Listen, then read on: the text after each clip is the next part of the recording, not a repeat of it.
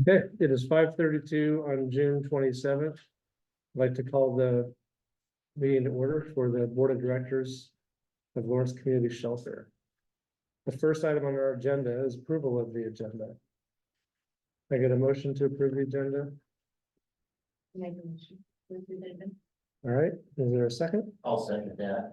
All right, motion's been made to approve the agenda. Is there any discussion on that? All in favor, please say aye. Aye. Any opposed, say nay. Motion passes. First item on our agenda is the financial report. Karen's not going to be able to join us tonight, so we're going to defer on the item number 1 and item number 3. We'll just focus on item number 2, line of credit with Bank Midwest. And we have guests tonight to address us about the line of credit, which we talked about at the last meeting. They've been in town since this morning, or did you guys get here last night? Well, Kansas City. Oh, you were in Kansas City, all right. But they did have a visit with James over at the shelter, so we got a chance to check things out there. Maybe we could start, just introduce yourselves and tell us maybe about kind of how you, the first question I have is, do we still call it Bank Midwest, or is it NBH Bank? Because, or whatever that's the on your signature line, there's a different label. And Yeah. Bank Midwest is a division of your bank, I guess, so Right. maybe help us understand that. Sure. And we'll just have some questions. I'm Rob Stewart. I'm the Managing Director of Government and Nonprofit Banking for NBH Bank. NBH Bank is the parent company. It's the parent bank, Bank Midwest. We own a couple of different brands across the Midwest. Bank Midwest in Missouri, Kansas, and Community Banks of Colorado in Colorado, Hillcrest in Texas and Utah. So those are just kind of DBAs. Mhm. So you can call it whatever you want. NBH Bank is the holding company for those brands. We are headquartered in Colorado, but we have a long history in Kansas City. And in it was Peoples here locally that we purchased. And Bank Midwest is original to Kansas City, so we have a lot of clients, business out here in this area, and so we come out pretty frequently. We love coming out here. I'll let you guys introduce yourselves. Yeah, Whitney Ganabogowicz, I work on the treasury side, so I'm looking forward to partnering with Karen and seeing any efficiencies I can add just to be another layer of support.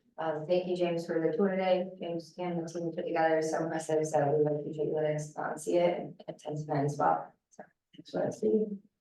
And I'm Mary Lippert. I am a relationship manager. I work for Rob on his team. Yeah, Chris. The whole what he said before was really helpful and informative, so. Thank you. Well, I appreciate that you guys timed it so that you could be here during our board meeting. I think going back to the conversation we had last month, we really recognize that as the shelter is taking on a lot more work from the city, one of the challenges is, we're certainly increasing our expenses, and the timing of some of the work is a little bit concerning. Like, we were being asked at the last meeting to basically proceed with some additional work that was another one of those, you're asking us to make an obligation and we don't have the funds from you yet to cover it. We'll keep trusting you, but it feels a little bit like, there's bureaucracy that we have to work through with the city. Sometimes the timing doesn't always line up with the way you prefer it. So we just gotta keep having faith that they want us to do the work. We're gonna do the work, and the money will follow and everything will be fine. But there are certainly times when it feels like I wish it would happen a little faster and have that money on hand so that we wouldn't feel so just concerned around cash flow. So that was kind of what got us into this. We need to have some either more money in our account, or we need to have a line of credit to help us feel more comfort. So, and that was the decision we had to face last week or last month when we had this conversation about the line of credit. So I think it's still probably ripe in everyone's mind that it doesn't feel comfortable. Is, at times, grappling with the question of what is our entity? Hmm. And, you know, I mean, yes, we're a nonprofit, but our funding is primarily public sector Right. funding. And we have a major asset that we own in terms of real estate, but you know, that real estate's been funded by the public sector as well. And they're trying to have a real clear understanding on from the board's perspective of what is our fiduciary responsibility and who are we answering to ultimately. And in some ways, you know, having the bank in association, especially a segment of the bank that may have had focus on nonprofit and public aspects, they provide us with information in regards to similar structures and similar operations in the region that would provide you know, good learning opportunities for us. Yeah, that's maybe a question to you, like, you cover both nonprofit and government. How unusual is our contractual relationship with the city? It's a little, I mean, you're kind of walking that line, are you, I think that's the point you're making, is that- Mhm. and it's kind of blurred a little bit, but it's a symbiotic relationship too, but I don't see it maybe any different than, like a charter school. Or Mhm. even, you know, on the working capital line of credit needs is like a university that has, funding points throughout the year. They have 2 funding points, and in between that, they have slow periods, and they'll use a line of credit to just fund those slow times. I think that's what. But, you know, like, charter school, I think, has a similar funding model, and that it's a nonprofit, it's run by a board of directors. But they get all their funding from the state. So I don't think it's either one, the funding model or the need for a line of credit is that unusual. I think where we do see entities get into trouble is if they're not, and James and I talked about this a little bit, if the revolving credit, if you're just using the revolving line of credit as a blank check. And James said he's got all the capital projects that you want to do need to be funded by the city. But this is just really a short-term stopgap where to prevent payroll or whatever needs you have in the immediate future where you know that funding's coming. This would be just, okay, we can keep operating. And that's what really the purpose of that line of credit to serve. And we just want to be that partner to help operations continue smoothly until that funding, because we know that there's, with a government entity funding you, there can be time issues because there's bureaucracy. There's Yeah, there can be hiccups. I know there's, like, you know, they post their commission agendas today. So I took a quick look at it. And I don't see, We're not on there. we're not on there. So it's like, okay, it's probably gonna get on there the next week. And so this is kind of where it's just like, their process is, sometimes complicated, so. But. So I hope that helps. I think that Yeah. the purpose is just, as we discussed, we just wanna help fund those short-term working capital needs to keep the operation going.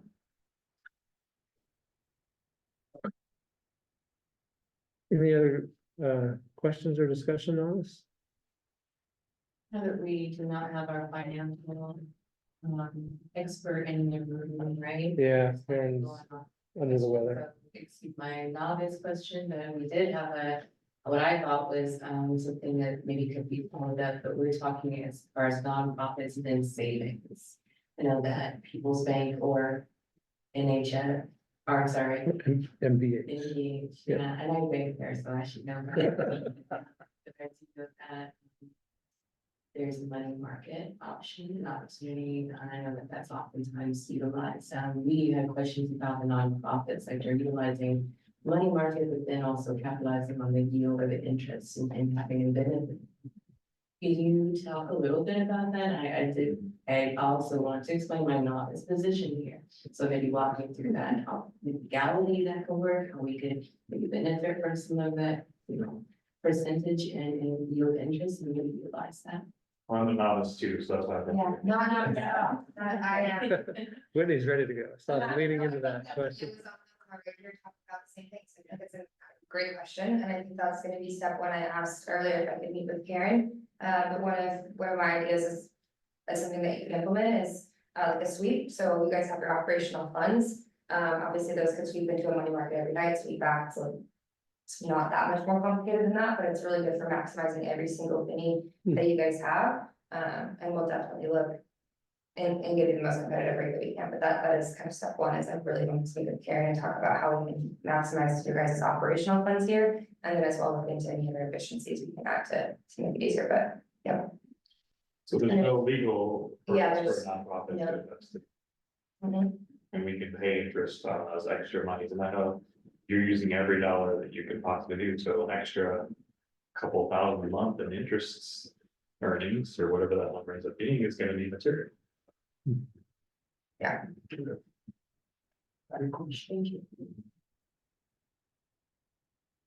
And then the term sheet that you've been authorized to sign is not, a legal binding document, right? And we're gonna use that as the starting point to maybe start documentation. And then, we can, if the board has any questions about the documentation, has concerns, then we can continue the conversation after we get that process started.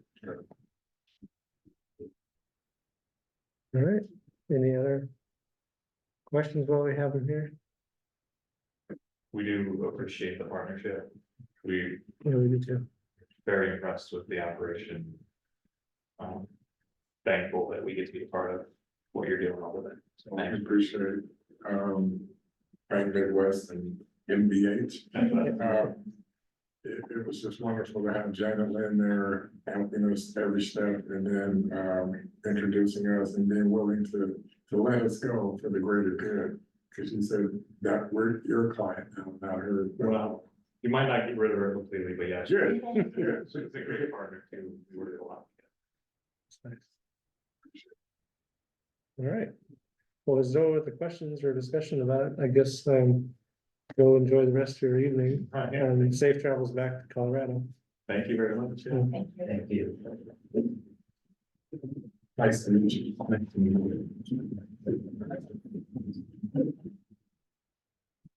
All right, next item on our agenda is the executive director report.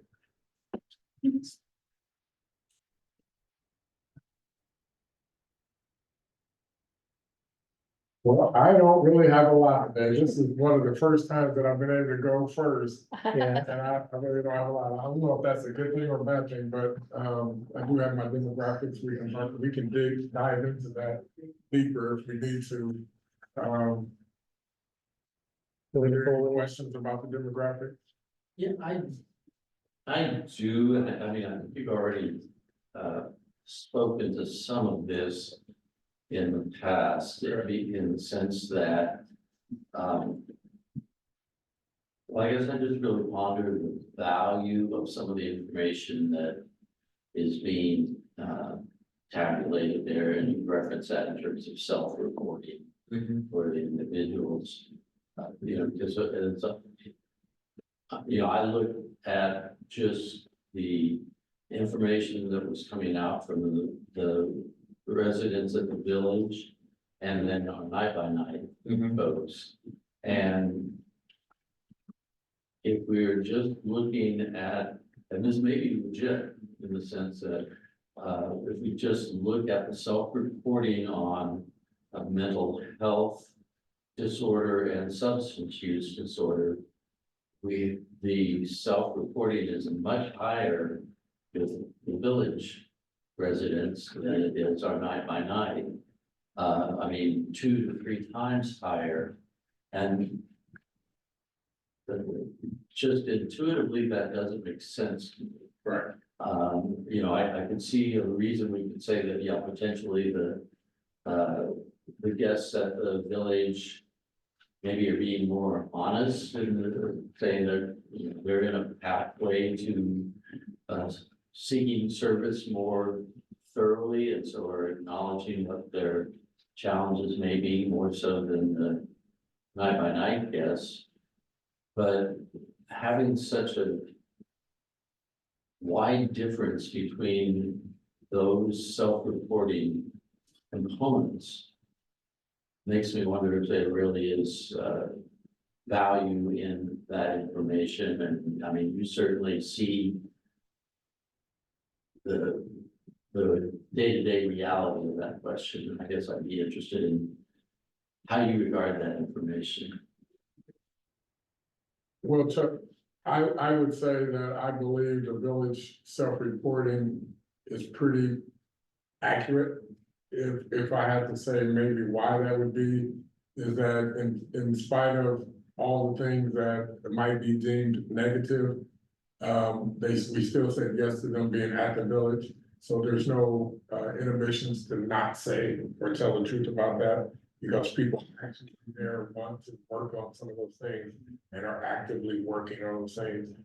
With the night by night program, it's really hard to get comprehensive information with people when the time that we have to do that is limited to what people come in. People are coming in wanting to get in, first of all, to get on the list, to get a shower, to get some food, and then to be left alone so they can sleep again. So a lot of times individuals don't really want to spend a lot of time doing the assessment or filling out the paperwork, and it's hit or miss with when we do that. We're actually trying to work to, I think right now, people can come in, they do the intake paperwork, but they don't meet to do the coordinated entry or with the case manager until, I think we're like at between 1 to 2 weeks when we make it mandatory that. Now, anybody can, if they want to, they come and say, I'm just gonna meet with the case manager, we do it immediately, they can set up an appointment.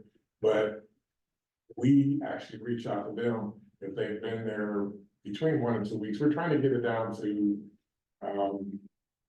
3 or 4 consecutive nights in night by night. We're gonna meet with the case manager. We're not there yet, but that's our goal, to get it down that way. So I don't think that comprehensive information is being gathered with night by nights, and it might be a lot of missing information. And that speaks to what you've said in terms of a desire or an importance to get the kind of move the night by night program into more of the 30-day or 60-day format rather than just the night by night. Well, I think the night by night program, when it comes to the non-congregate, would give them a more sense of being safe and secure, and it might give them an opportunity. They wouldn't have to get in line for a shower. There's gonna be available showers just for them. They're gonna be fed, the food's gonna be there, it's gonna be lined out for them to have that.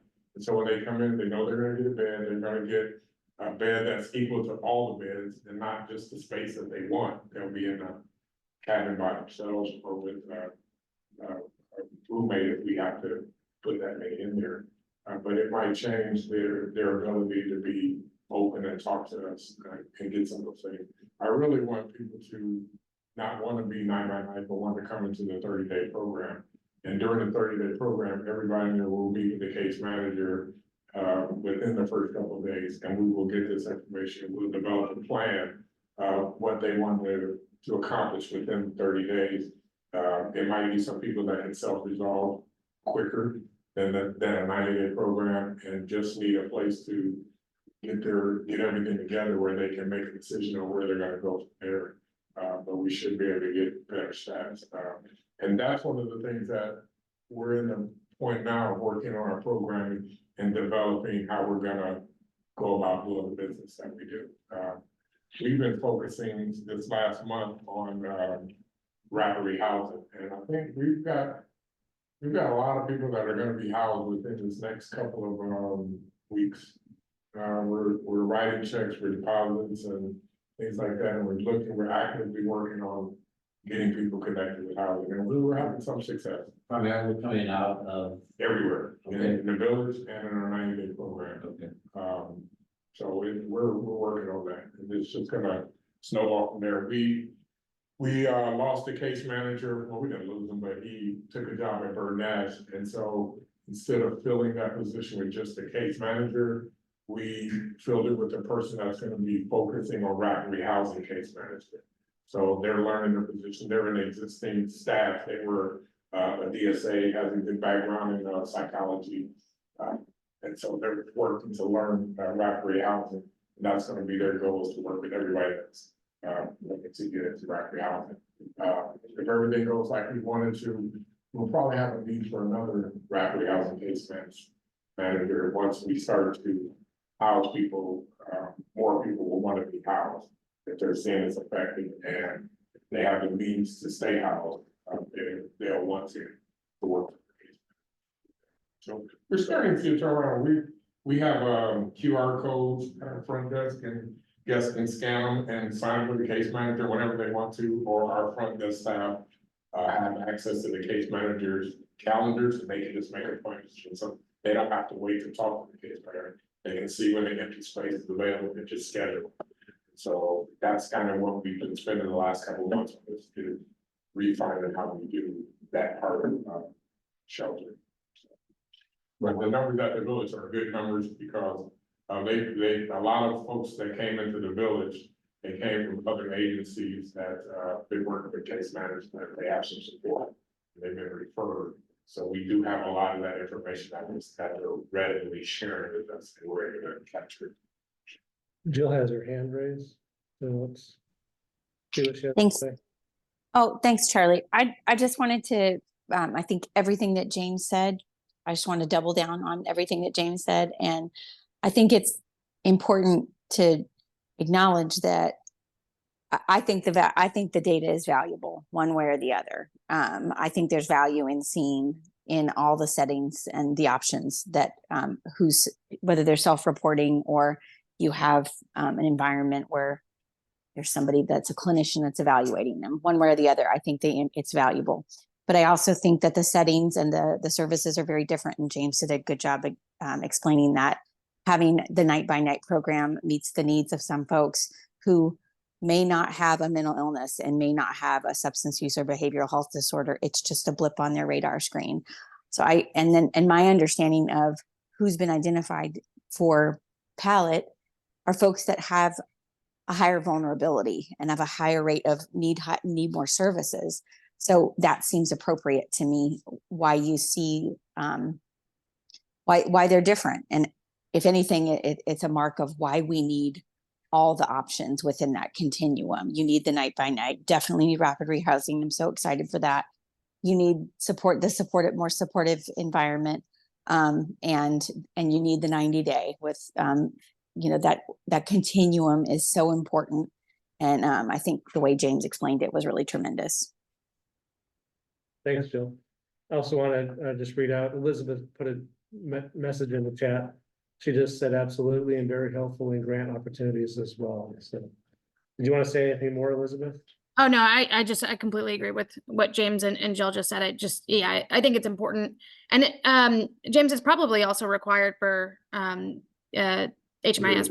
Yeah, so we could not do it anyways. And it's really helpful, especially with figuring out how our collaborative partners can work better with the organization and address some of those needs. So thank you for collecting it, and thank you for reporting on it. I really appreciate it. That's a good question. And what changes is over time, when we get to know people, we get better information. We have more extensive information. Information changes. I was just talking to a young man today, and when I first met him, it wasn't good. Actually, he was the first person that I felt the need to exit from the shelter. He's back. He actually just got approved to our 90-day program today. He's been clean for many days. He's now, I can't remember, 94 days, I think. I don't know, it's a significant amount of time, so we talked about that and how he's identifying how different he is now than he was then. He's making better decisions, and we encourage him to come to the 90-day program. He's working, he's doing those things. I could have never imagined him that first day when I saw it. He'll be at this point right now, but he still comes back and we have not alienated, even though we had to exit him, he agreed that he should have been exited. And he didn't at the time, but he does now. So he's doing pretty good. And we just keep sticking with people when it changes the way they're willing to share information with us. And I think all of our staff are doing a better job at understanding how to work in spite of some of the challenges that some of our folks have. It's really hard, difficult. Because optimally, sometimes when people have not good days or successful days that are not good, in most programs, they wouldn't do the ask to leave, but we stick with them, we try to, we say, why don't you leave for the day, come back tonight? Why don't you exit for the night and you're able to come back tomorrow? But when they come back, we talk to them like it never even happened. We talk to them and they're starting to acknowledge that they have some issues. We have people even saying, please remind me to take my medication, which before they didn't want to take the medication. But we're not saying something's wrong. We're saying, let us help you stay here and get out. And it seems to be turned around. I think looking at these reports, one of the, wedges is 18, almost 19% prefer not to give an answer on the question about substance use disorder. So maybe from what you're saying, like, these are people that aren't ready to reveal as much maybe as the people that are at the village that maybe are more engaged with other service providers and maybe they're feeling a little more trusting in the care they're getting. And many of these assessments, it's called an assessment when you go in and get that information, and you can do interval assessments where you update that information. So when anytime someone engages with a case manager and some information has changed, they can always update that profile to better represent where they're at today. So that's a way to do that. So we're getting to the point where we're gonna start doing intervals at certain times. For this HMIS, is that, is when a person works with them from a different agency, are they accessing the same No. record, or is it their own version of that? You're accessing the record that you put in for your agency. It's siloed by agency. Okay, Now, a client profile is in there, who the client is and those type of things. That's a common sharing of individuals. So one of the first things you do when you go to enroll someone in HMIS is you search for the name. So you're not doing duplicate entries. You look for the person and then you look for some personal identifying information, like the best one is the social security number. Everybody has a different social security number. You look for first, last name, you look for date of birth, and whatever those things are to make sure that person, and you know it's the same person.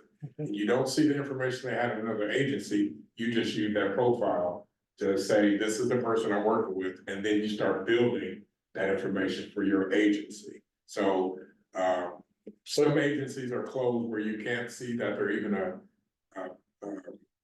receiving services at the agency, like for HIPAA, mental health agencies, medical agencies, anybody that does anything like that, you cannot see that there is a closed agency. so is the demographic information shared across this, or is it? If they have if we have clients in common, they can run demographics on their clients enrolled in a program. Okay. So it's based by programs. So when I do a demographic report, I select our program, and everybody that's enrolled in our program, I do the demographics for that program.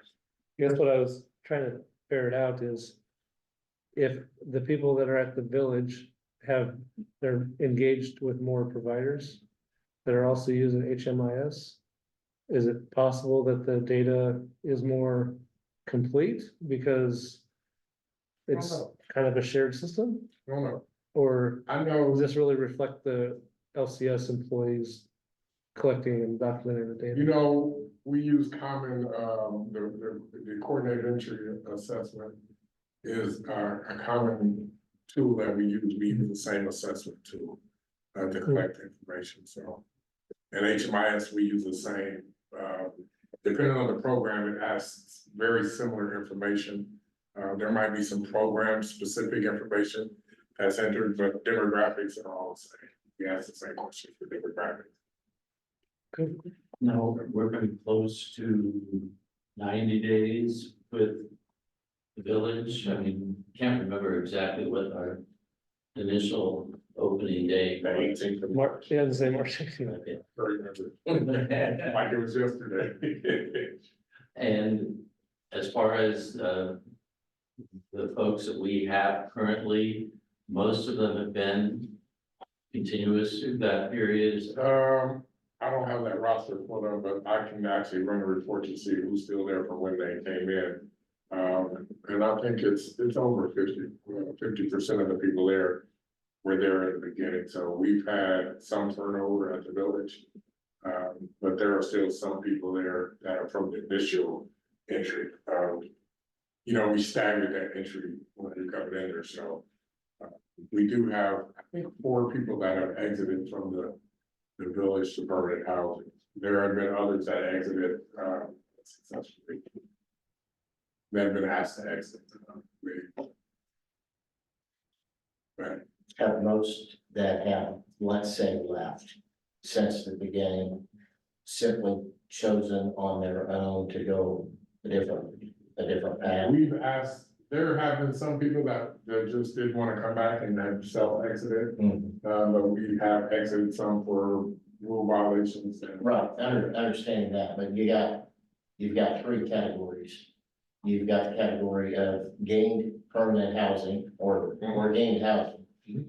Right, you've got those that broke the rules, if you will, and we had to exit them. But then you probably have another group of people that Self-exit. self-exit. Correct? Yeah, we do. Would you say that's the bigger number? No. No, that's good. No. It might be 50, but exit, when we exit people are they Or self-exit. they self-exit. Yeah, you know, having all these different options, you start to see that it really is about personal choice. We have people living in the shelter now that would not want to live in the village. And they had an opportunity to go and they went and did the interview and they said, no, I don't want to live over there. They stayed at the shelter, they're successful. That's interesting. They have some people that like it over there, and some people that don't like it. And now we still have like you had said at one point, a waiting list for the village. Yeah, it's down to, I was checking on this yesterday, our wait list is down to, I think about 25 people. It was up at one time to about 45 or 50. We had an extensive waiting list, but it's down to about 25. We just have, I think we have 3 enrolled to come into the village this week. One of, I don't know if I know this group, but this is interesting. It's only us here today, here in the room, but, we opened up some beds for reentry, so we're doing reentry beds at the village also. So we were sharing beds at the shelter and at the village. And that's a great way to partner with Charlotte County. It's been a good relationship.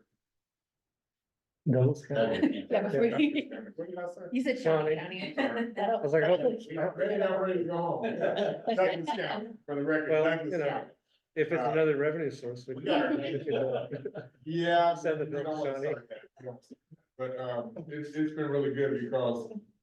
A lot of folks that are from Douglas County and are recently incarcerated.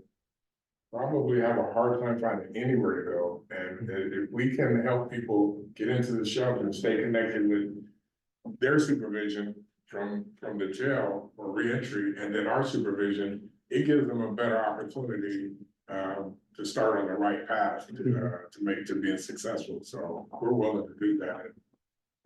Reentry is a great partner, they've been great partners. So, That's great to hear, because I know, like, sometimes people, if the judges don't feel like they have somewhere safe to go, they'll just keep them in jail, and that's not good for anybody. So when we do the reentry, are we getting like the meds established and brought over with them pretty well, like that's all? They do everything, Bella is our, case manager coordinator, and they're going to do Bella and everything. When Bella says, hey, we have reentry coming, she has it all taken care That's of, and, yeah, it is awesome. Bella, shout out for Bella. I see. Yep, shout out to Bella, Good job, Bella. doing a good job, and I think that's been a wonderful, partnership. It's really great. How about how many people at a time between the shelter and the village do you have with reentry? We just got 3 scheduled to come in this week, between today and tomorrow, we had 3 coming in. I don't know, Bella, do you want to answer that question?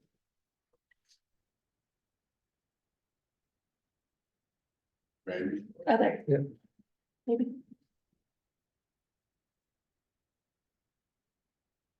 Maybe. I saw you unmute there. for a Maybe minute. she can raise her hand if. Oh, we'll say, maybe Jill's got an answer. Go ahead, Jill.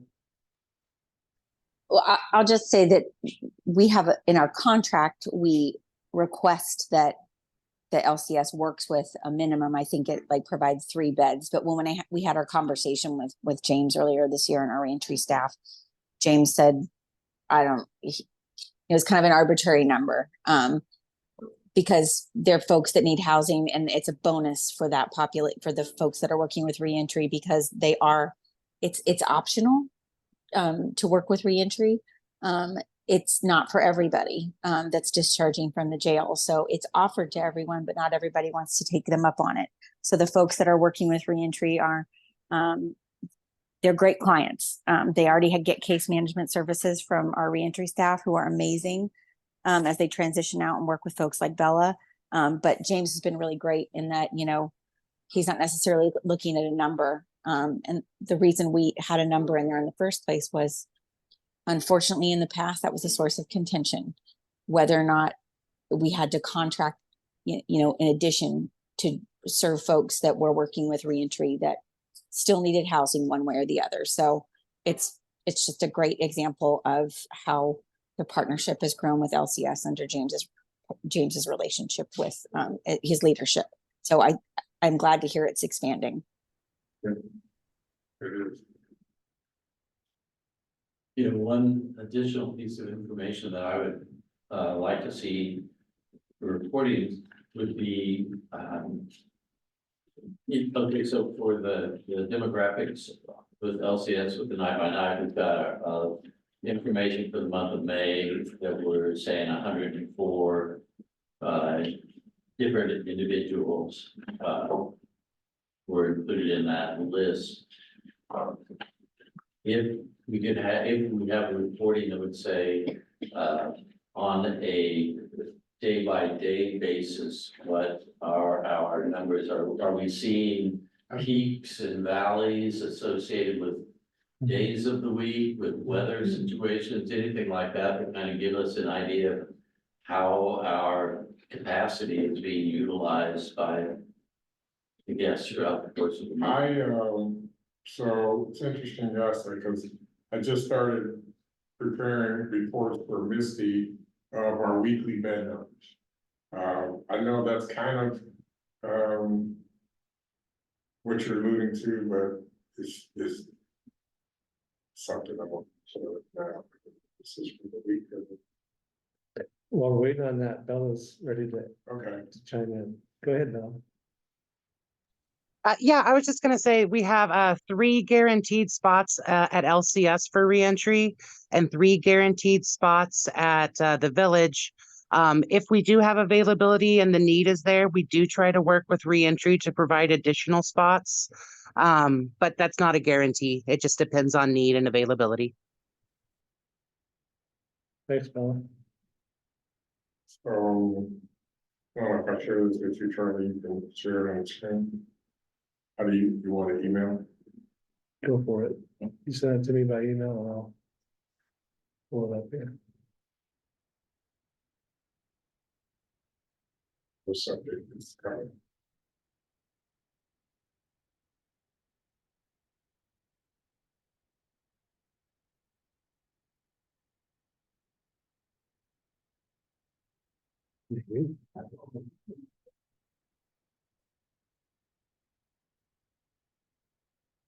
So I have a question while we're waiting for that, just this is also a logistical question about acceptance of reentry and the, what reentry, what you cannot have as your crime or your, what I'm asking really is about reentry and the qualifications.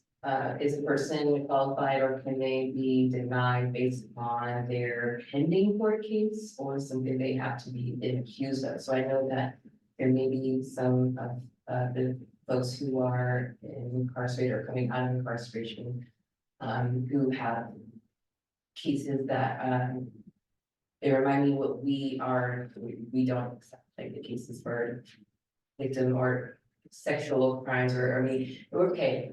So I'm asking, what makes you not a candidate, even after coming out of reentry, if you have a crime or associated with you exiting, so felonies, anything that has to do with, yeah, so help me So through the this. shelter, we Yeah. accept, we're a low barrier shelter, Right. we don't have any pre-qualifications for, the Reentry. only thing, you have to be is homeless, and have nowhere to live, and they can come in. So the first, is it 3 days, I believe it's 3 days. Bella, explain what we do in 3 days for our reentry. I'll let Bella tell you. But just for clarity, we are not turning away felons. Not at the shelter, No, the shelter. not at the shelter. Okay. In our first 3 days, we try to coordinate with mental health services and reentry to get them started in a new term of case management, get things going with community partners. And for those 3 days, they're allowed to stay at the shelter unexited. So they get kind of a temporary 3-day, 90-day spot. After that, 3 days expire, we look at referrals for 90-day if possible, if we have availability. If not, they are eligible for night by night, obviously, and we work at getting them into a more long-term servicing once we have availability. That's what we do at the shelter. At the village, we do have some, it's not low barrier. It's not a high barrier, but we do have some, no violent crimes, no history of violent crimes, so. That will preclude some of those things. Joe also put in the chat that it's, if they're working with their program, then they have been released, Okay. so. That's that. Just curious, because you know that interim, you're able to OR on down, you are able to be released, and if there's still some pending things, I just didn't know the logistics, if we were turning one away from the shelter based upon their criminal history, that's not true. Okay. I don't think we ever did, I think I just wanted clarity. No, Okay, the village was there. so I just did, right. So I sent Charlie, I sent you Okay, that. you ready? This is, Let me share my screen. Okay, so this is, a report that I'm starting to send to the city weekly, so they can see how our bed counts are, what our bed counts are on a daily basis. so this would be June 16 or Yeah. June 22. That was last week. Yeah, I think having a sense of the average, that's kind of helpful. Yeah. That, And they get something every that day, so. we were looking for. Exactly, yeah, Yeah. yeah. Now I just have to try to remember what day of the week the 17th was. I think it's on Monday through, yeah, that's. So we meet on the Friday. 17th, That's whatever that's. Sunday through Saturday, Okay. and that's what we're doing. It looks like nearly every night it's about the same, you know, Pretty average. the average is 65 and it's anywhere between 56 and 74, so. For the night. And I think that's really valuable, information you have that can be shared with the board. Now, one of the things that when we talk about reentry beds, of guaranteed beds, because this is maybe one of the best things about night by night program is that when there's nobody in a bed, it can be used for whatever we need it for. So if we only have 65 people coming in a night, we have 125 beds. You can see that our total at the shelter on the average is 89 people. We still have the residual of the 125 beds. And we can say we can have more reentry, we can have that. it would just be, we won't be able to have that many night by night if the beds are taken by another program. And so my whole goal is to kind of move the beds in different ways to where we can have 30-day, and we have 90-day, and then the rest will be night by night. Whatever that leftover number is gonna be what 32 is to be night by night program. But we want people to come into longer programs. We think the more time we have with people, the better and successful they can be. And so with the programming that we're gonna start. And those that have they're in the 90-day or eventually the 30-day program, what's their ability to access where they're staying? Is it just anytime they want, they come and go? Yeah, there's no restrictions. That seems like a pretty significant incentive. Yeah, there's no restriction. And so what we have a lot of people that work in the day or at night, they're day sleepers. We're working on how that really works. So we know how to do night sleepers because day workers, you come to work in the day, you come in night by night. At 7, you leave at 7 in the morning, you go to work, you get off work, you come into the shelter. But the reverse of that is that when people are working, when they're not working, they still want to stay at the shelter, but they're not in a program where they can stay at the shelter if they're not working. It's still their night by night. And one of the things by keeping that structure in place, it will incentivize people wanting to come into a program or a continue to stay program, like be in the shelter, be involved in a program, and then you have access to everything we have to offer. That's about all I have today. Yeah, that's about all I have. I have a quick question. I think in the budget, there was a SOAR case manager at one point. Are you pursuing getting a SOAR case manager? You already have one? Okay, Savannah. okay, And Savannah she's kind of working her way out of, being a full-time case manager. She's on outreach team. So our SOAR case manager's on outreach team. She goes out 3 times a week with the city team, and she has carte blanche for me to enroll people into the shelter as she sees the need. When she's engaging people on the streets, if she determines that they could be a good fit in the shelter and they want to come into the shelter, she can get them in that day. and then the SOAR case manager, she's also working to get them enrolled in disability. If they have that, they need that. So I think we have somebody else working on being a SOAR case manager too. But eventually we'll probably look at replacing or hiring another case manager to be a full-time, just LCS case manager. So that's been a really good use of somebody in the outreach team to go out to the city. One of the things I had told our staff, we're gonna be doing outings where we're just gonna go downtown and talk to our folks, talk to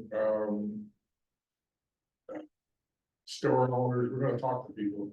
We're from the shelter, got any concerns, this, we already did cards and just have people, just make some connections. We're gonna start doing that. Just so people know who we are and what we do. Will everyone have like a common, like a t-shirt or some way they're kind of being noticed? We will. Just a way to be, recognizable. Yeah, I've thought about, we need ID cards, we need t-shirts, we need all those things. But we are actually working on the employee appreciation day. We have a date in mind. August 9th. We haven't shared it yet, but this is important, so it's shared now. Okay. You just did. Well, Bella's on the call, so she knows now. That's why we're gonna talk about that in our executive board. Then get that out, but it'll be August the 9th and feel. So we're buying t-shirts for everybody. All right, don't tell anybody though. Don't tell anybody. We don't want it to be a secret. We want people to make sure they have time to come and do that. So we're still working on some things. So. I really do like that idea. Yeah. Because, I'm just thinking, reflecting on the outreach that is happening downtown and somehow having the safety that includes Morris Place Apartment. And then, you know, folks walking in uniform, representing safety. How significant would it be for Lawrence Community Shelter Board member or anyone working the shelter to walk that walk and say that, you know, the safety exists in different, I guess, people, and that we are representing safety as well. Without the influence of authority, but with the influence of character and compassion. I really do like that.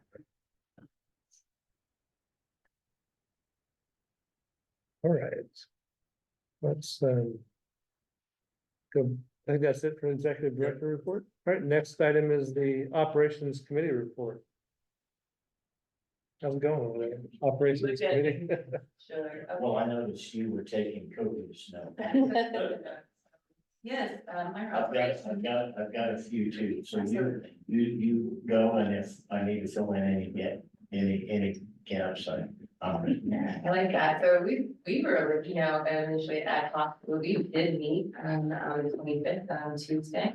It was the 25th, times either way, we met for an hour and a little over that, and in that meeting, myself, Dr. James, spoke on some emerging issues.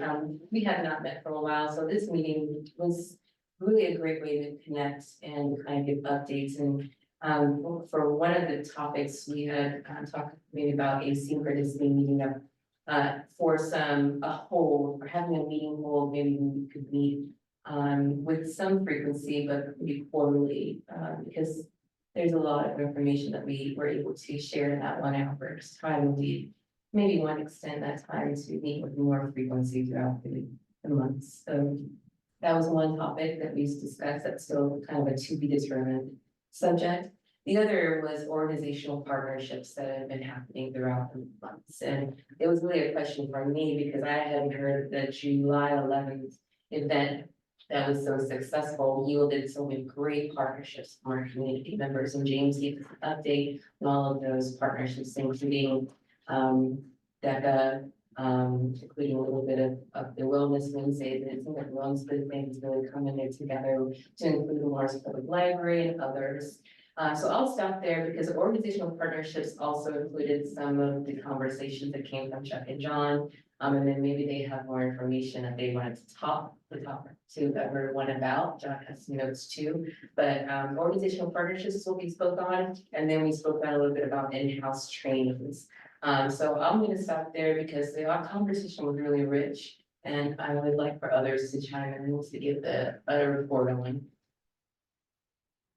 I thought it was a real good meeting. We had a chance to discuss informally some of the aspects of you know, what has been working, and I think we were discussing the community event down on 10th Street and what we were kind of surprised to see in some of the agencies that were coming in along, and whether they would have links to our operation on a daily basis out of LCS, whether the trailer with the shower and the laundry facilities can be scheduled as a regular feature, kind of like what we have from public health, things of that nature. So those were good things to include in the discussion, and a little bit of an update on where we are on Pilot 32 and some discussion as far as Monarch.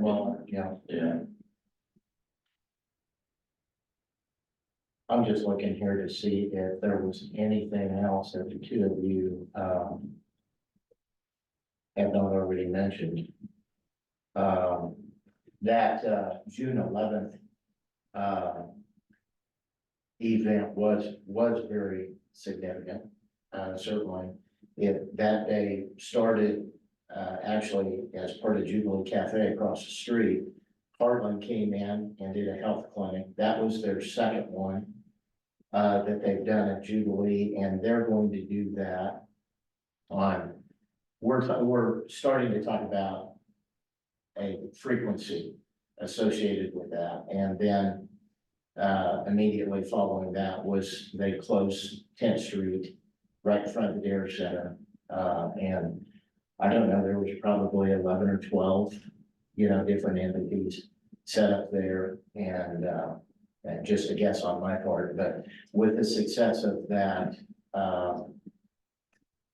I'm anticipating there'll be more of that sort of thing moving forward, but that was a very successful event and well received. Lawrence Community Shelter had a booth there along with, quite a few other community partners and entities. I don't know, James, we talked an awful lot about Pallet 32 during that meeting, and we talked quite a little bit about the Monarch Village. If you want to add any detail to any of that right now, if not, I would say, Sure, I think, it's yeah. fine. Operationally, we're at trying to think of the word Kim gave me for Monarch.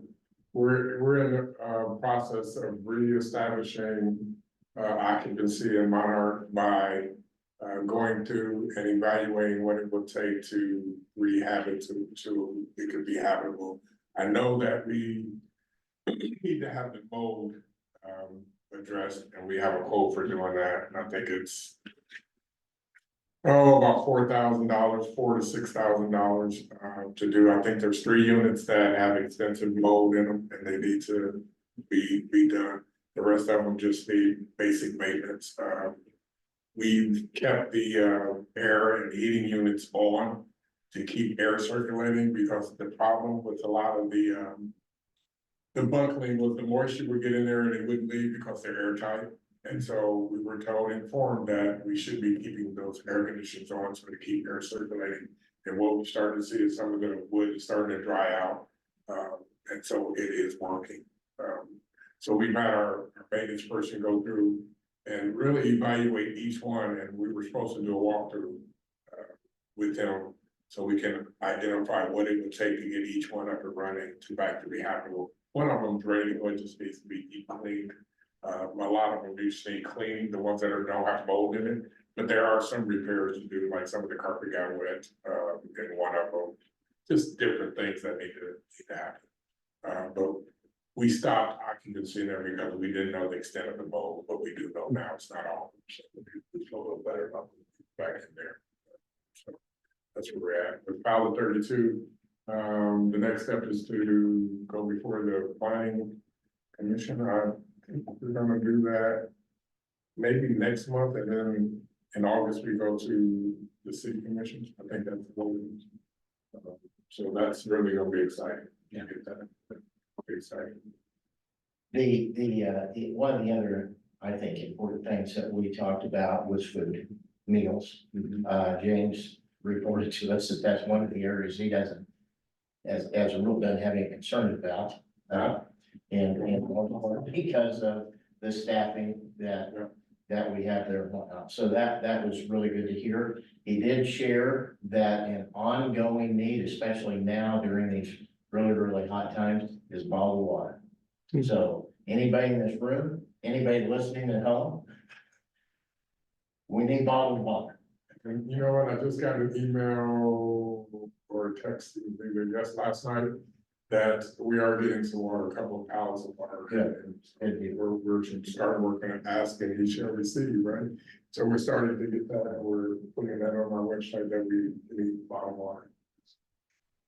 And then finally, I would just close by saying he did share with us the meals that we are serving, both at the Lawrence Community Shelter and at the village. And you correct me if I'm wrong, is that 2 a day or 3 a day? 3 a day. 3 a day. Those meals are being provided. We're getting some electricity with the new community building at the village, which is going to help facilitate keeping those meals warm. There, I don't know what the timing on that is, but that's going to help a great deal. But providing those meals to those entities 3 times a day is running about $11,000 a day. A month. A month, I'm sorry. Is this a day? Yeah, a month. You got my interest there. $11,000 a month. Yeah, so. Make sure I I understood think I that. covered it. So, Well, I they- think one Well, thing I no, wanted- it didn't. It Go did, ahead. no, and this Yeah. is a compliment to Yeah. James and that because I would like to understand more about follow-up care from folks who are being released through Morrismere Hospital. We spoke a little bit about that and about the inventory of folks and really doing some coordinated care efforts that come from folks who are exiting Morrismere Hospital and then going immediately or not so immediately into the worst case shelter. So that's an ongoing conversation, but I wanted to give you kudos for the fact that you are looking into creating a protocol that looks to be helpful and support of those folks. So I just wanted to kind of let you know that that's a great thing, and we follow up with that. For especially me, others would like to know what that looks like in the process. We had one meeting, I believe. There's other community partners involved in that meeting. And I think there's been a call to do another meeting, and I'm thinking it's maybe the second week of July. But we're just opening the door to start talking about what our needs are and what some of the expectations are. My goal is to develop a MOU with the hospital that if somebody, however we work it out, that if somebody identifies that they're at the shelter, that we would be able to coordinate the care that they need, not just their release to come back, but what are their needs, so we have some information that we can help assist them with getting those needs met. And that's what, that would be my goal. I think it should happen for anybody that has the releases of information signed and guests want to share that information. Now, nobody has to share their medical information. But if there's a need to do that, if they're coming back to us, I would really like to know how to support somebody in a medical emergency or the need. And it would definitely help us, just care for folks. When we don't have that information, it's pretty, scary.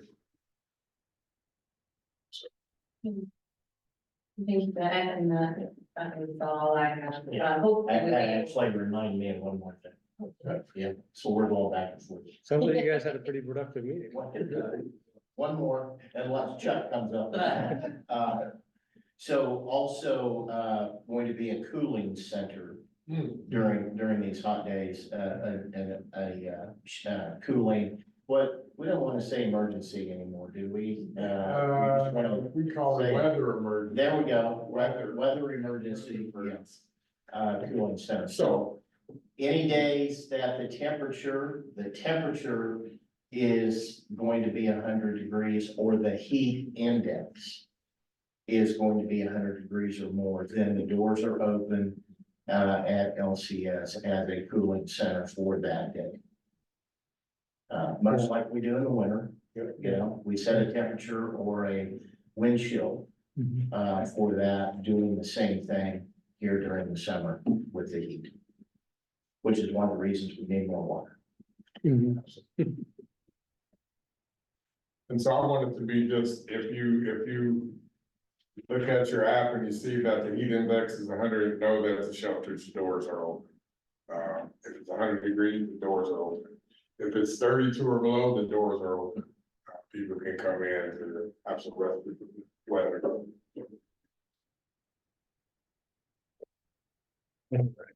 Next on the agenda, is there anything else? That includes- Okay. Next thing on the agenda would be the committee report for advisory committee. Anything to report? I'll let James speak if the advisory committee has actually met since our most recent appointees, but there has been 0 applications since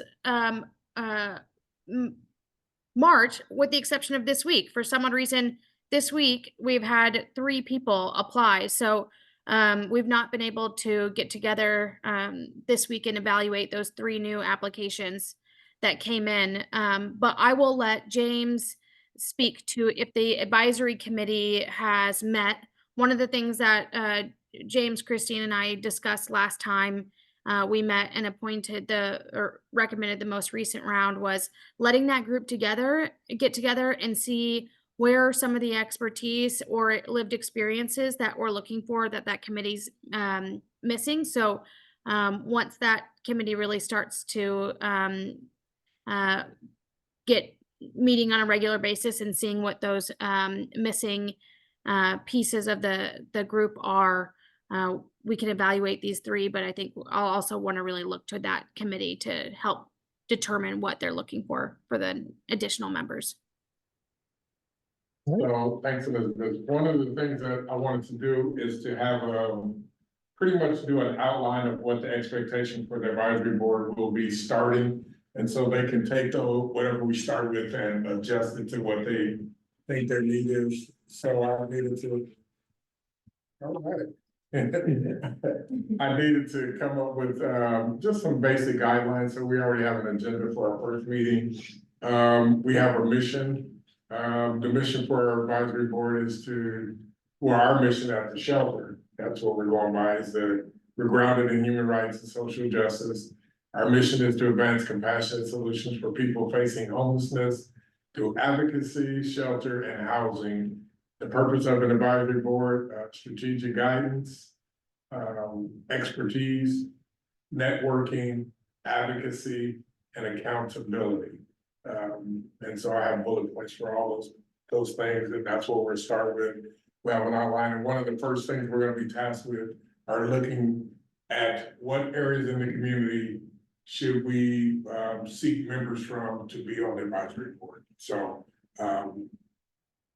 one of the things we want to be clear on is what the role is for the advisory board to the board. What are they gonna do? What are their guidelines? And before we finalize a lot of that, I think we'll do a lot of that in the executive board, when we come back with what we have slated before we officially go forward. We want to make sure that it's in line with what the expectations were for the advisory board. So we've done all that work, and we're actually meeting tomorrow, Bella, Megan, and myself. And then we'll have our first meeting. We're ready to do that. I just want to have all this prepared. I didn't want the first meeting to be doing this. I wanted to jumpstart it with when we have our first meeting, we'll have a lot of things to get going. So. Well, it sounds like good news. What day do we have a day in mind? So we're gonna plan tomorrow, we're gonna plan a date tomorrow, and we're gonna go over the agenda, and then we're gonna go over, maybe some potential applicants. Within the community, and look at the diversity of the group. And like James said, where we need to, what capacities we need to look at, so. Good. All right, next item on our agenda is the executive session to conduct a mid-year performance review for James. I've got a draft motion prepared. If someone would. How much time, Charlie, should we allow for this? So Elizabeth needs to leave probably at 7, so maybe we try to wrap it up by 7. Will that work? Reconvene at 7 o'clock? Yeah, or go, is that, Elizabeth, does that seem right, good for you? Nope, she has to be readmitted there. She gives a thumbs up. Right. I would say, we finish the executive session at 7, go back in the public, and then we still have enough to do the next item, which was to consider a pay adjustment, so. Will that work? You need a motion? I do, sir. I move that we go into executive session to discuss a matter involving non-elected personnel pursuant to KSA 75-4319 B1. The justification for the executive session is to protect the privacy interests of the persons involved. The board will reconvene in an open meeting in meeting room C at 7 o'clock p.m. after the executive session is concluded. No action will be taken during the executive session. Persons included shall be James Chidwell. All right, is there a second to the motion? I'll second it. All right, the motion's been made and seconded to go into executive session. Is there any discussion about the motion? There's no discussion. All in favor, please say aye. Aye. Aye. Any opposed, say nay. All right, we're going into executive session. I am gonna create a breakout room for you, Elizabeth. Thank you. Sorry. Oops.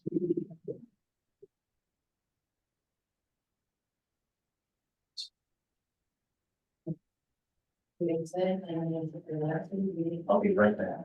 Go ahead.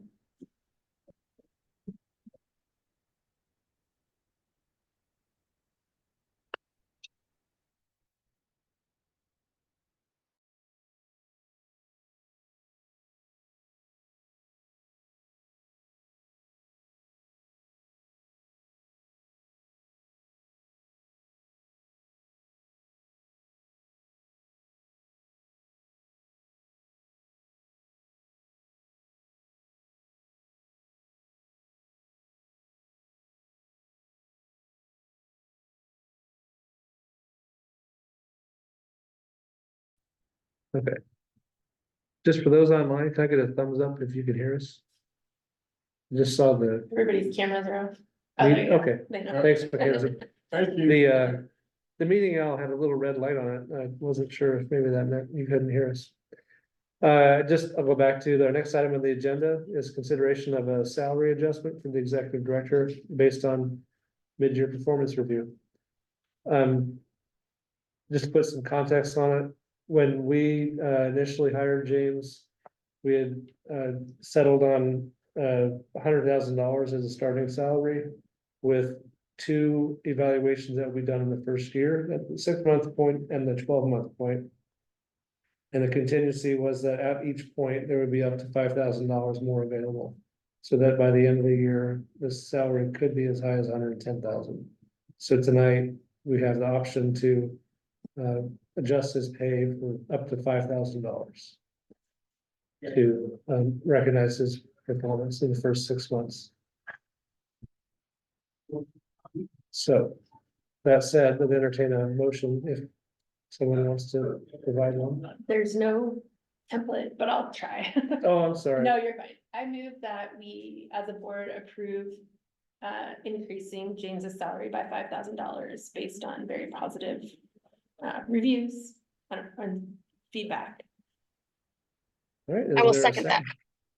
Thanks, Elizabeth. All right, the motions are made to adjust James's salary by $5,000. Is there any discussion about the motion? I'll just add, I mean, we've had really positive feedback. We're all really happy with like James's work, and I think this still puts him. He's not, I mean, what executive directors in this town are making is usually a lot higher, so I think this is still a pretty moderate salary for all of the great work that you're doing. Yeah, I would agree. I think when we first evaluated the pay that was appropriate for the position, we actually looked at executive director salaries across many agencies. And it was clear that the initial draft of the ED position, the posting that was like a year old, that the pay range was not appropriate. So when we posted it, it was posted at a higher rate because we knew that to be competitive with market, it had to be higher than it was. Any other discussion on the motion? All right, all in favor, please say aye. Aye. Any opposed, say nay. Motion passes. Well, congratulations, James. Thank you. The next item on the agenda is just future agenda items. We did agree last month to have a special meeting. And we set the date for July 11, contingent on checking with everyone's availability. And I believe it was Chuck's idea. And then he's since said he can't actually make it to the July 11 meeting. But everyone else has confirmed, I'm pretty sure that they're available for that evening. And Christina has offered to connect us with Brandon Woods. They have a meeting center and I went and checked it out. Was it 2 weekends ago or something? On Father's Day, I think actually. And it's a great space. It's quite large, adequate for any, if the public was wanting to come and join us that evening. So it looks like a good location. I'll update the calendar so that we have that address in your calendar. But it's the Smith Center at Brandon Woods, located at 4730 Brandon Woods Terrace in the west side of town. Lawrence. And Charlie, what's the time on that? Or did we? 5:30 to 7:30, just Okay. same time. Sorry, I didn't put that in there. Shannon will be joining us, she'll be there at 5:30, but she'll join us after Leadership Douglas County concludes that evening, so. And the purpose for that meeting is really for us to take a, kind of a pause, reflect on progress that's been made. We've asked the city and the county if they might also participate in the discussion, because we really want to hear from their perspective. Are we on track? Is there something, they really want to see us accomplish in the next 6 to 12 months? So think of it as, let's take a quick look back, and I feel like we kind of did some of that in our executive session. But as an agency, we set some goals late last fall, and I feel like we've gotten there for the most part. And then once I feel good about, like, did we get everything done we thought we wanted to?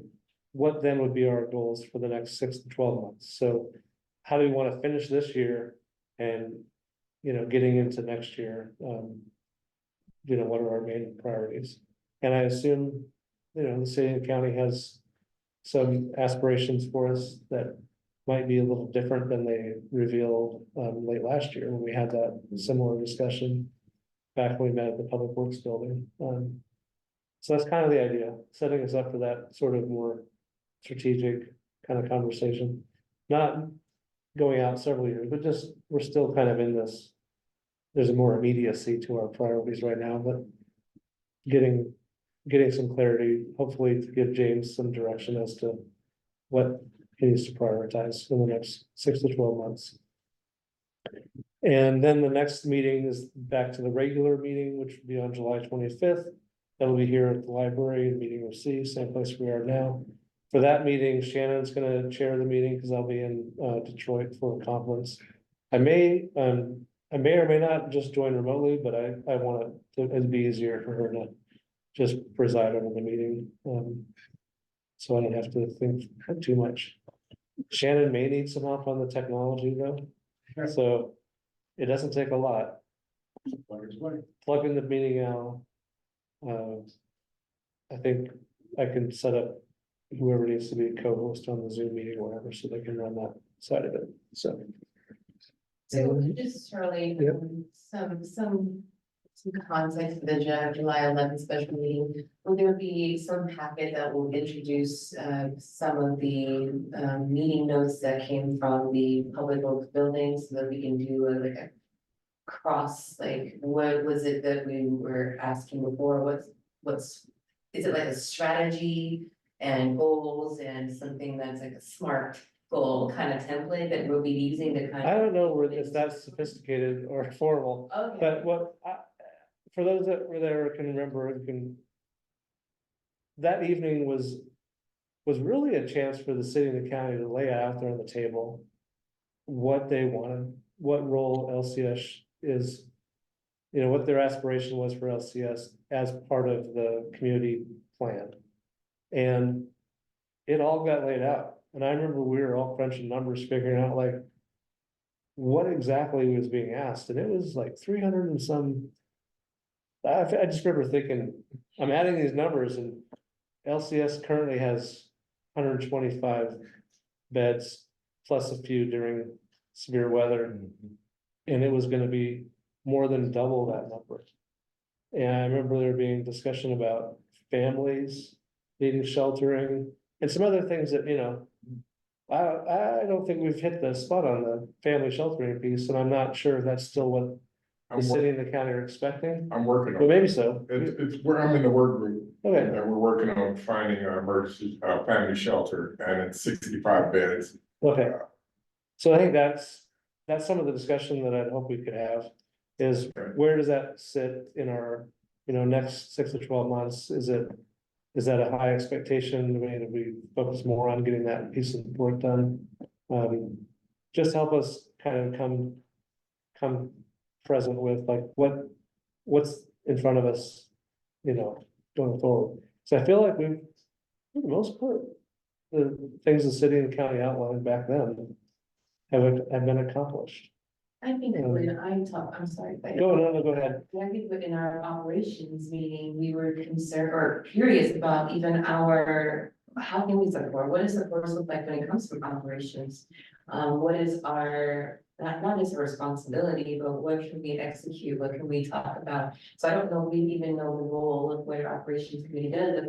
I think Well- even like maintaining the kind of trying to commit to meeting, but. Yeah, with that So that's another really good question, like that was put together early on, there was a real clear gap around like, how do we provide support? And I think at this point, you've got a whole staff, there's a lot of things that, you know, I don't know, you need board level involvement in, so it's a good time for us to all take stock of how do we wanna deploy ourselves, you know, as a board.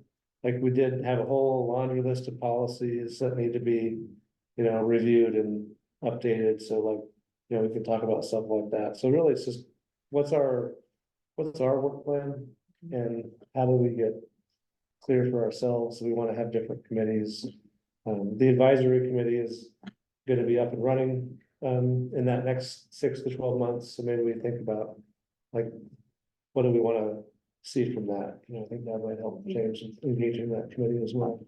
I think that's fair. I think it also would speak to me, as we were working, being, you know, grant supported or funding coming from streams that are always something that we can determine the amount of, we can ask for, and sometimes the city and the county hold that disposition and that responsibility. Maybe the county and city can tell us about these grants and maybe give us information about how and what the inventory of like maybe receiving them, like what are I don't know, the rotation of the grant systems and the things that the county and city apply for. Anything that we need to note that may be a decrease in grant funding that comes in stream in 2025, so we can make those considerations. Those are like the macro level things that they may have more information to share that could help us determine some of the financial budgets that can come along in the next couple of years. So I'm curious about what the county and city can answer to us as far as those kind of questions that come from something that we don't have any kind of knowledge of. Right. So. Well, when I put out the call for like, can you attend, I did ask Brandon, Misty and Jill. Jill said she was good.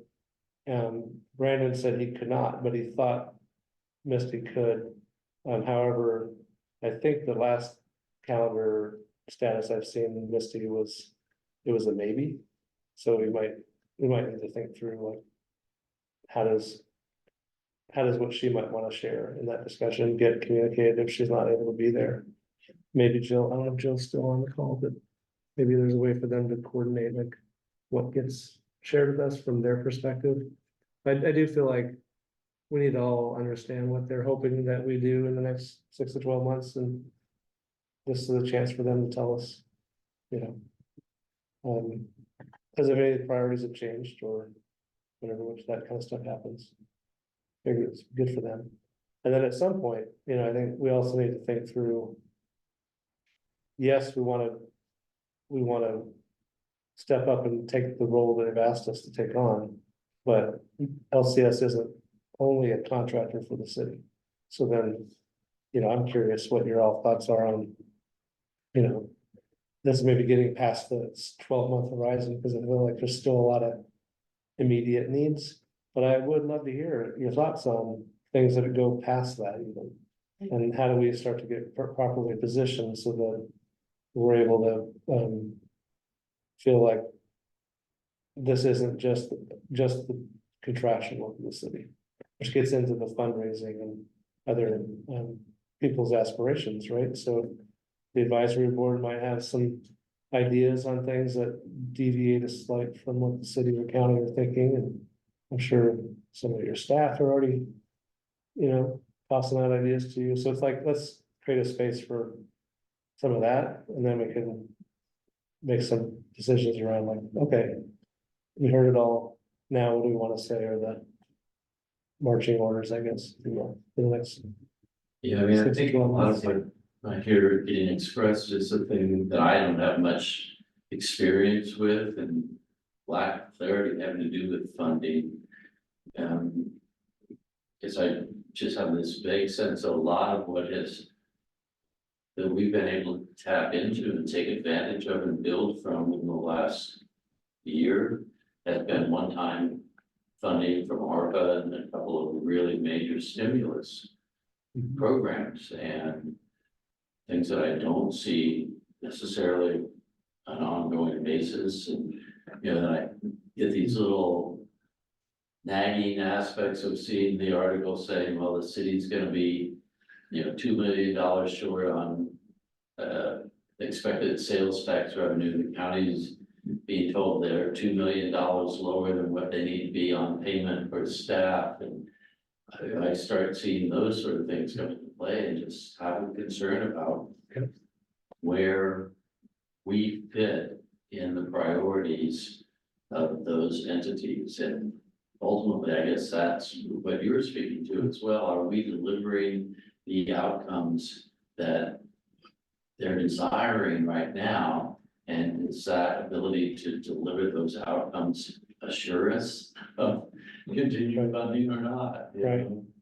And since I don't have that much background in dealing with grants and pass-through government funding, I really don't have a sense of how those things get assured. Mhm. Are they political whims? Do they change if there's a different president? Things like that. Yeah, no, it's good, those are good points. I think, Shannon's not here tonight, but in the exec committee, we had some discussion about this, and one of her concerns was, how do we stay focused on the mission and not, like, right now, it's kind of front and center because the city and the county are being really clear about, here's what we really need from you. But outside of that, what's the motivation of, you know, staff and leadership around the future of LCS, and how do we lock in that at its core, LCS is the organization that provides emergency shelter.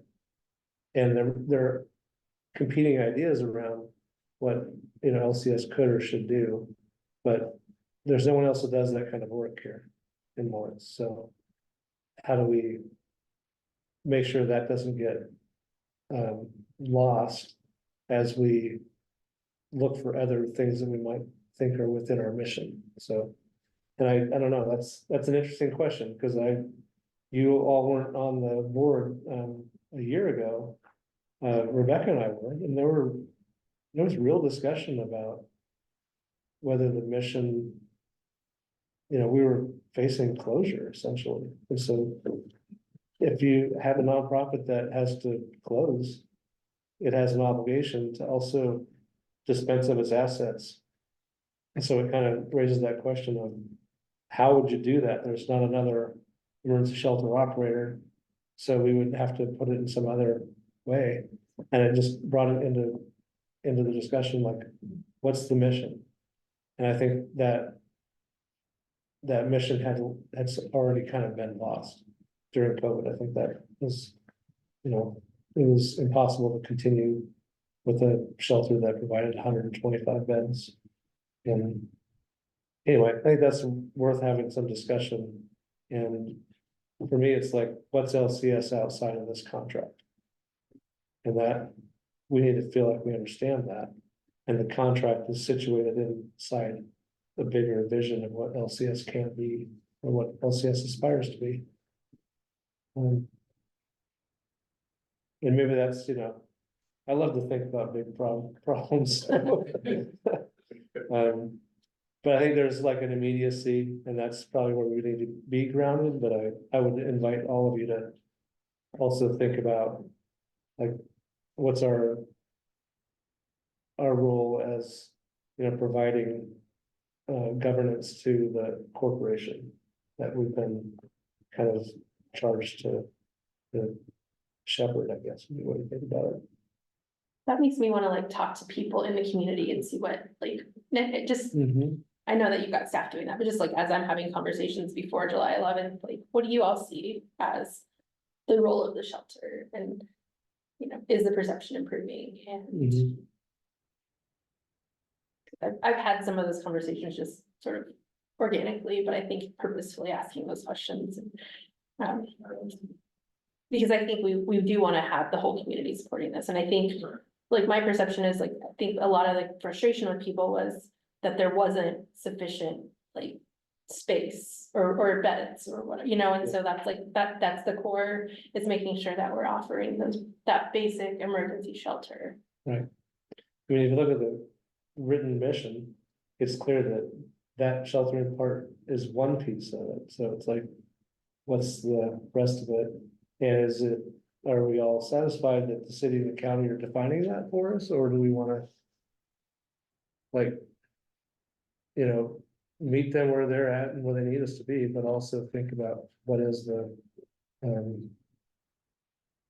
what's our independent consideration for that? And I think as you bring in more expertise, in my mind, it's like, I'm very curious what you're imagining. Cause you weren't the architect of the plan, right? But now you're in the work, and the staff you brought in are in the work. And we have a union that seems really committed to this work, so like. People that do the work usually have ideas, so that's where I'm kind of like, okay, just don't take it in a direction that goes away from this core thing we need to do. But what else is out there that might inspire funders or other people to be involved and support, you know, that effort. So. All right, so it should be a good meeting, should be a good conversation. I hope that people in the public might want to just hang out with us that night and at least listen. So, all right, is there anything else that you want to talk about tonight? Or you all want to go see the presidential debate? Those aren't the only two choices, are they? That's what we did. Choice, option C. I guess, yeah, go, just ignore that and do something totally different. Yeah, All right, I'll make a motion to adjourn. all right. Any, all right, motions are made to adjourn. Any discussion? And all in favor, please say aye. Aye. And any opposed, say nay. Motion passes to adjourn at 7:23 PM. Thank you, everyone. I think that's a record. Hey, we did good. You know. We didn't hear the lady